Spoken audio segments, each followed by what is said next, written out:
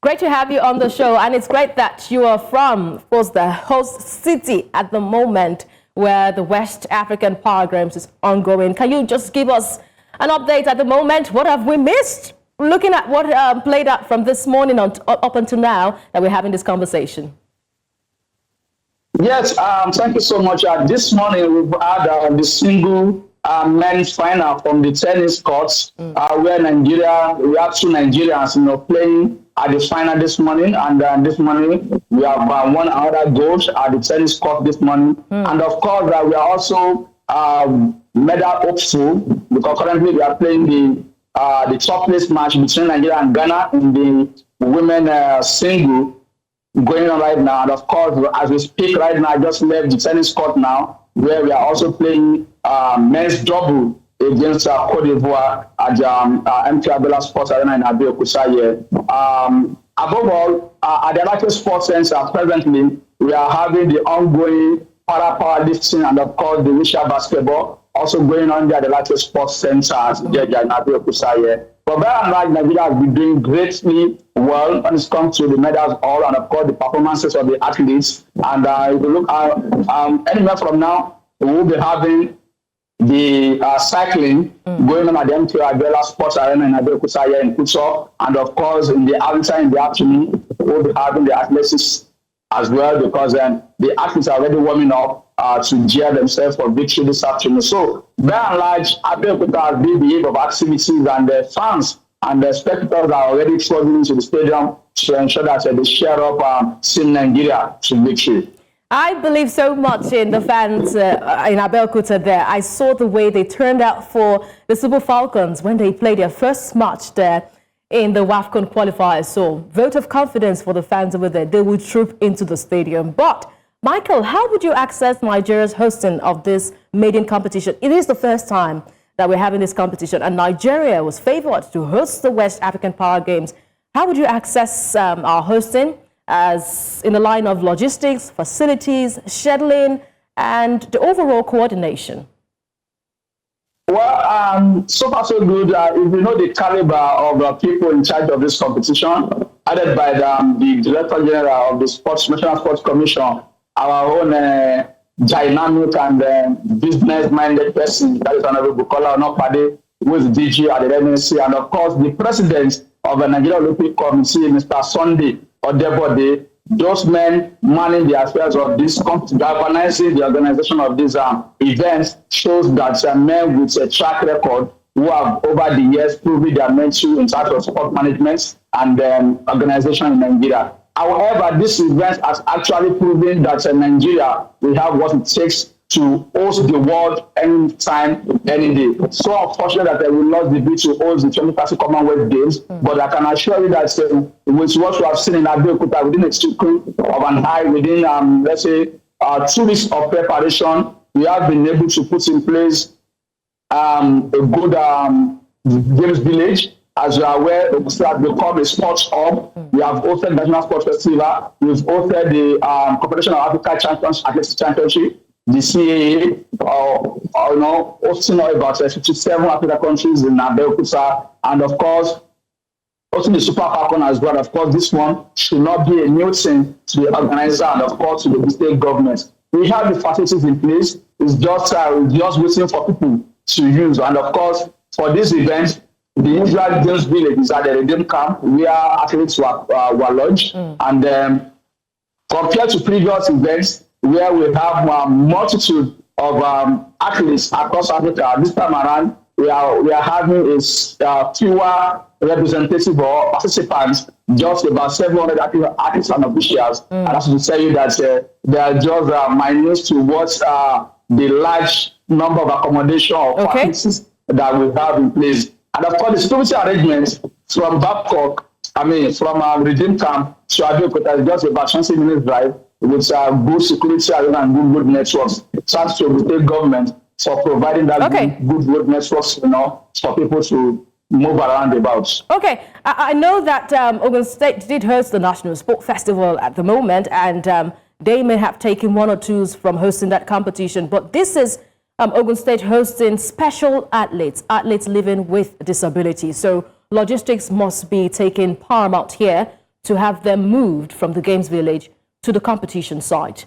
You've talked so much about organization and logistics, and also the fact that the competition is ongoing well. Nigeria being a worthy host. Let's look at the medal standings. Before Monday, I was looking out so much for the medal standing, looking at every single way, surfing the internet until I saw it very late at the time, the medal table. How prompt do we have this kind of updates from the competition? This is not the first time Nigeria is hosting things that have to do with updates like a medal table. How prompt? You are the chairman of the Ogun State Swan. So tell us how prompt this is coming to you.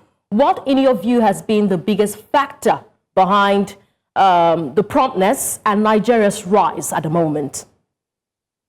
It is experience and, of course, consistency. Just like I said earlier on, people in charge of these particular events are one way or the other involved in previous events that was held in Abeokuta. So definitely they are used to it, and of course the parameters are there, the templates are there already for them to adopt, and for some of us who are on ground, so we're able to guide them and put them in the right perspective on what to do. And to God be the glory, we've never had any kind of lackluster or any form of delay or disappointment when it comes to releasing results on time. So technology is also at its place here, where everything was done digitally and then it was computerized immediately, because at every match venue or event centers, we detailed, notable journalists, data journalists who come up with data analysis at every gate events in Abeokuta here, and that has been one of the most dynamic aspects of this event. So Michael, athletes, participants, and of course, the world can see what is going on in Nigeria and of course in Abeokuta. So it has been very useful and very smooth when it comes to releasing data regularly. So Michael, you want to confirm to us here on News Central that you've not experienced any hiccups concerning compiling this result from different competition venues in Abeokuta? Is that what you want to confirm to us? Yes, but that is not to say that there are no challenges. Definitely technical challenges, but they are surmountable, and we quickly fix those challenges when it arrives, and we are able to confront them headlong. All right, let's look forward right now to the long-term plan. Abeokuta has hosted this one. So what does hosting and performing strongly? I know that Nigeria is leading the medal charge right now. What does this mean for the development of sport in Nigeria and wider perspective, West African region? Yes, first and foremost, this event has further, solidified the fact that Nigeria is ready in any time. At the same time, this event was actually, organized to foster that unity in the face of the current challenges facing Africa as a continent, in terms of insecurity, in terms of external attack, in terms of government overthrow here and there. But this event has actually brought everybody together on one page to unify everybody. At the same time, to send a message that there are ways we can empower our special people. There are ways we can empower people living with disabilities. We should not condemn them. We should not make them second fiddle or second citizen. It has also reflected the fact that in our daily life, we should all ensure that we display the God-given talents given to us to ensure that we apply them and make use of them regularly. Because when you look at these athletes, in fact, you'll be marveled with the kind of that zeal, that energy, that passion they have put into these events. Because even the able-bodied, the able men, were unable to do what these athletes, what they have done and what they have achieved for the country at the moment or for their respective countries as well. So for us, it's a sober reflection. For us, it's a sober reflection because it has actually, given people the hope of thanking God always that, wow, there are people who are in this condition, and yet they were not dejected, yet they were not demoralized, yet they were able to come out and show their God-given talent. And that is a good one. And going forward, I want to urge the sports administrators in Africa, especially the presidents or the organizers or the body of the Africa Para Committee, APC in Africa, to ensure that the form of rewards should be encouraged for these athletes, because at the press conference, the president of the Africa Para Games, that is Mr. Samson Jane, did mention that there are no rewards for these athletes except if their respective country will host them when they get back to their country after the event. But to me, that is not so good, because it's like saying they are not that relevant, or we don't have proper incentives for them or programs for them. I just want to urge them going forward to look inward and look for sponsors, how they can reward this athletes. We shouldn't waste their countries, because Oh, I beg your pardon. I just wanted to chip in this. Do you hear of any reward system for those who do exceptionally well in Nigeria here, for the fact that we are hosting? Have we heard any?